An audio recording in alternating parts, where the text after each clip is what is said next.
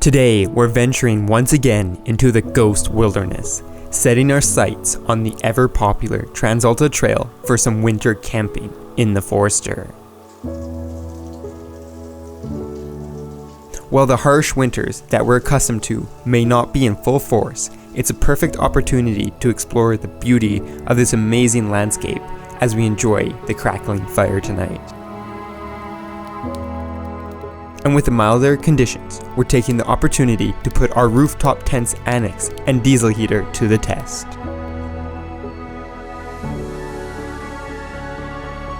Will the annex overwhelm the heater, or will we stay cozy all night? You'll have to tune in to find out.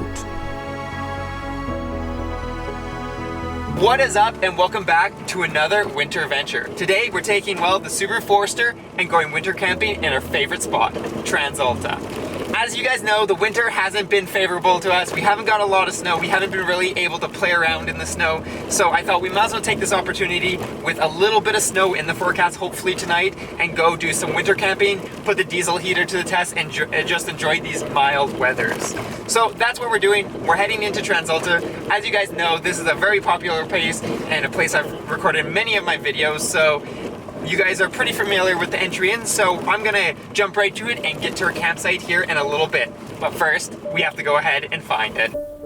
As we ventured deeper into the ghost public land, our journey began on the rough road leading us up to the ridge. With the snow under our tires, we made steady progress westwards against the Sunday traffic, leaving the wilderness. Not long after, we veered off the beaten path, trading the main road for some side trails and the promise of more adventure. Navigating through the snowy terrain in our Forester, we explored the landscape, looking for a perfect spot to set up camp. And after some exploration along winding trails, we stumbled upon a small clearing nestled among the trees. A perfect fit for the Forester. And I think this is the spot. We're kind of protected in these trees here, and the ridge is about 50 meters that way. As you guys saw in the last episode where we camped on that ridge, there is a nice little place to camp over there. The only issue right now is, as I said, gusts up to 25 kilometers an hour tomorrow morning, which are going to be a little bit of pain packing up. And I just don't want to deal with it. The wind's really annoying, so I'm going to kind of step back in the trees and get this nice little spot. We also, if we do get some blowing snow, should be kind of protected from these trees. And we have a fire ring out here. I might have to do some minor adjustments, just making sure that my tent will open, because I think right now it's going to hit that tree. So we'll just back up a little bit more, do some minor adjustments, and then we can go ahead and start to get the tent set up. And I think this is it. I didn't really have to move at all because I remembered that I'm folding it out this way and not that way, so the tree is in the way. So first things first, we've got about half an hour of daylight left. What I want to do is I want to go ahead and get the tent set up. You might notice that I'm missing the diesel heater up here. It's actually in my car right now because I moved some stuff around, and I just don't want to lift it up because I'm going to be doing something different today with the diesel heater. I'm going to do like my full kind of winter camping setup to kind of show you that and hopefully test it out in this kind of storm, or well, probably it's just going to be a little bit of snow. And then I'll actually be doing another video where I'm going to give you the full tour of my winter camping setup so you can see exactly what I have for winter camping. But as I said, that's going to be in a future video. But today we're going to be going ahead and doing our full setup. So let's go ahead, get this tent up and get everything set up before we lose all our daylight.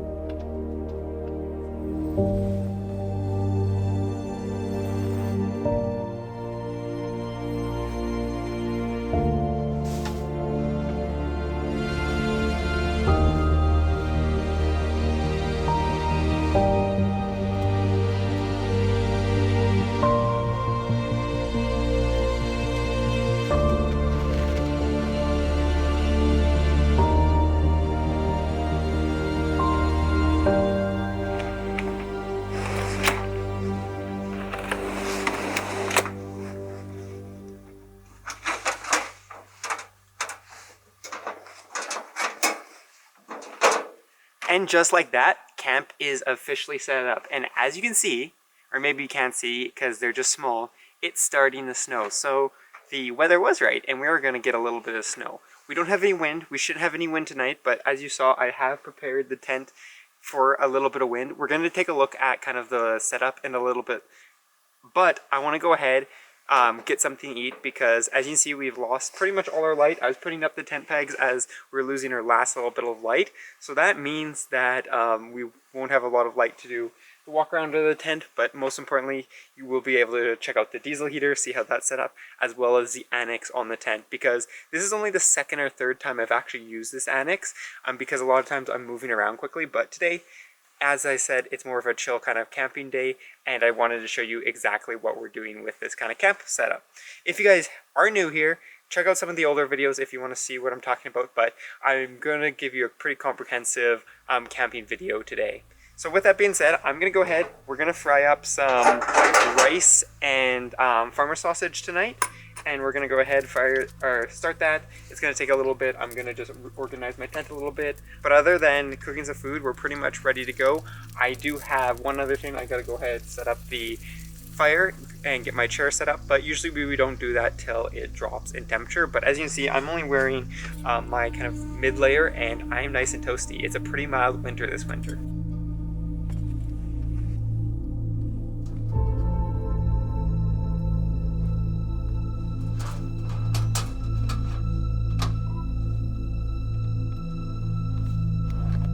After finishing up our dinner and cleaning up, our attention turned to starting the fire.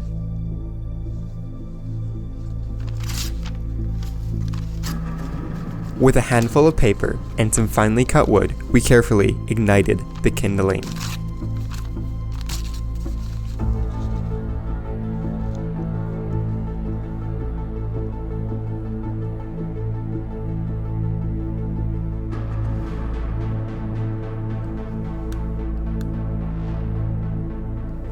And as the fire crackled to life, we steadily fed it more wood until it warded off the encroaching nighttime temps.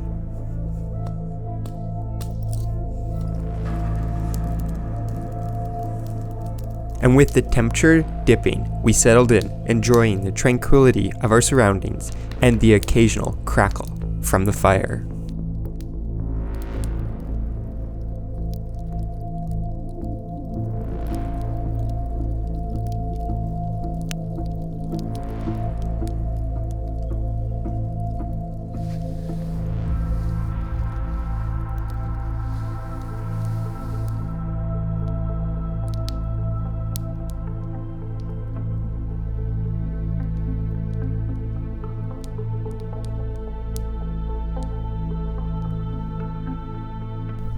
And well, I have 2 pieces of wood left, which means that the fire is coming to the end. I actually was able to burn through the firewood quite slowly because I was burning larger chunks. But as soon as I cut it down, as you guys know, it burns a lot faster. It is almost 10 o'clock already, and it is beautiful out here. I think it's like -2 maybe, because there is no wind still. As I said, it's gonna come tomorrow, but tonight we're fine. And the snow's kind of stopped.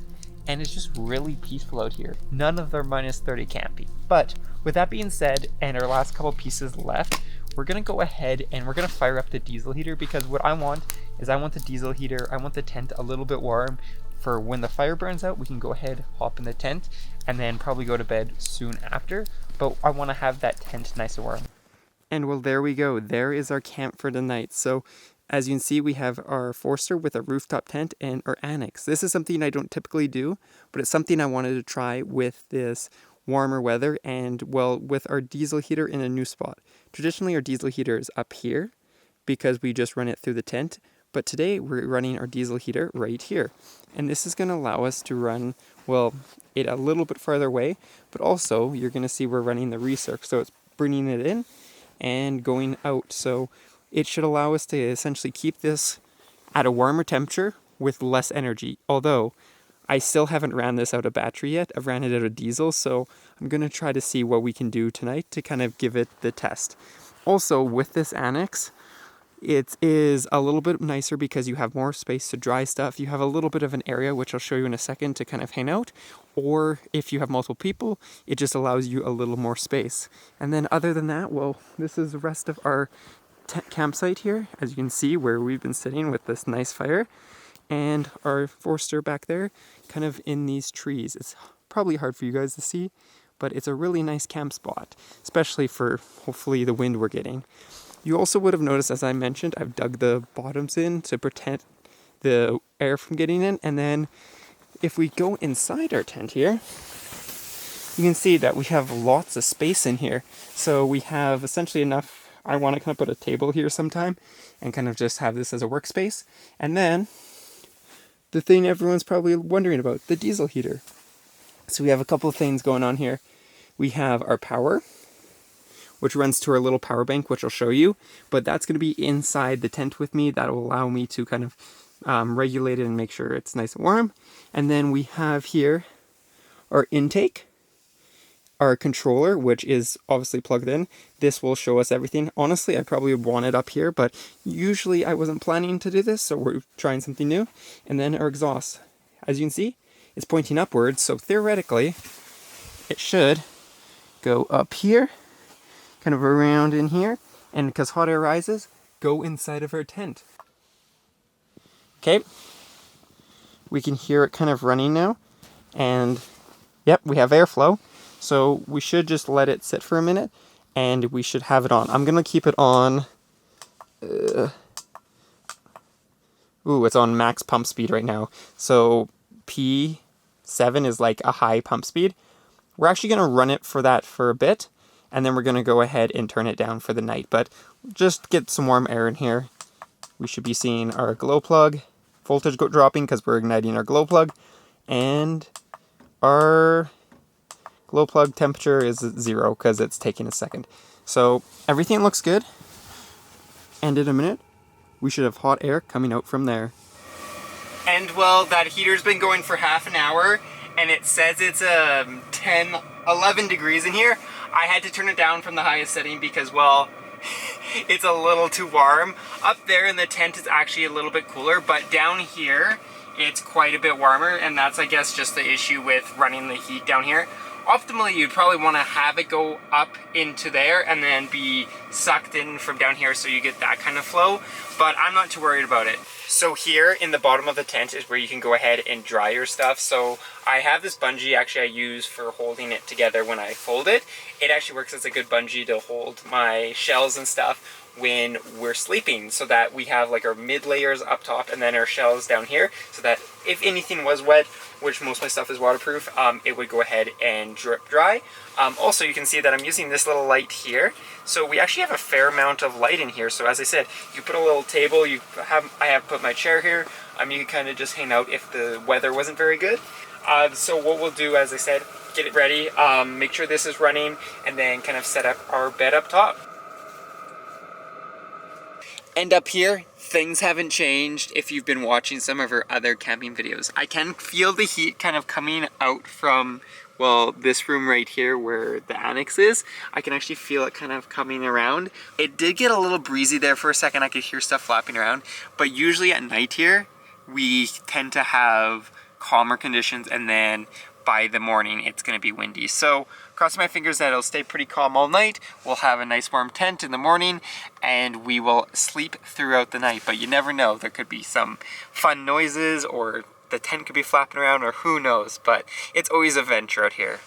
Anyways, I'm gonna stop rambling on, and I will see you guys in the morning. And good morning. Check out this. It's snowing once again on our winter camping trip. This time it's actually snowing a lot more than it was last night, so we are kind of getting a little bit of coverage, well, on the car and stuff. But look at the tent. The tent is pretty much snow free, and that's because the tent stayed warm all night. The diesel heater, as you can hear, is still running. It's at 12.5 hours. The battery pack is about 50%, and my gas tank is about 50%. So that kind of gives you an idea of how much fuel or diesel we're using, how much battery we're using, and so forth. That battery pack is amazing. It's so small, but it runs all night, no problem. As you guys saw, I kept it at a lower speed and it kept the tent at about 8 degrees all night, which is perfect for winter camping because it keeps your batteries warm and it keeps the chill off, but it still doesn't make it super hot in there. And with that being said, the tent was so warm that inside the annex, the snow was pretty much all gone. It all melted away. I did have to bring in some of the stuff sitting outside because if you could see, there's a little bit more snowpack on the sides. We got a ton of wind last night at like 1 to 3 a.m. It was so weird. You could hear it blowing through the trees. Thankfully, because we're in this really nice spot, it wasn't too bad and we actually didn't like get the tent rattling too much. But it was windy enough that it did start to move it a little, so I just brought everything in last night to kind of prepare for that. With that being said, we're gonna enjoy this beautiful little bit of snowfall, go ahead, cook a meal, and kind of get ready and packed up for the day. As the snow continued to fall, we settled in to our morning routine, cooking up some bacon and eggs on the cast iron. And with the snow showing no signs of slowing, we retreated back to the warmth of the tent to eat our meal before getting back out into the wintry forest to prepare for our departure. First on the agenda was storing away the heater and unearthing the annex from the snow.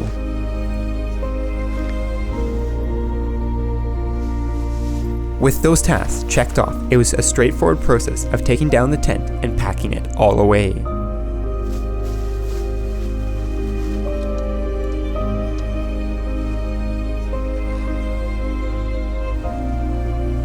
And with our campsite now cleaned up, we set out on the trail back towards the main road and headed eastward.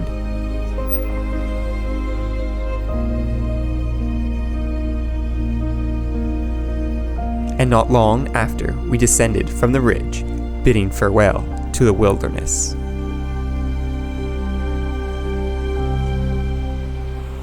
And well, we're officially leaving Ghost Public Land and wrapping up today's camping adventure. I hope you guys enjoyed it. As I said, it was more of a chill adventure showing you kind of my winter camping setup with regards to the diesel heater and kind of the annex and kind of getting that all situated. If you guys want more details, as I said, there will be a whole video kind of detailing exactly what's going on. And if you're looking for more winter videos, go check out my channel. I have tons of them from this season, from last season, from when this car was stock. So we have lots of different adventures that you can check out. Also, if you're enjoying the content, don't forget to check out the memberships. They support the channel a ton and they give you a bunch of cool perks, some that I'm working on right now, some that have already appeared, and then there's also some stuff in the background. But with that being said, I hope you enjoyed this little relaxing trip into the Ghost Public Land and doing some winter camping, and I will see you guys in the next adventure.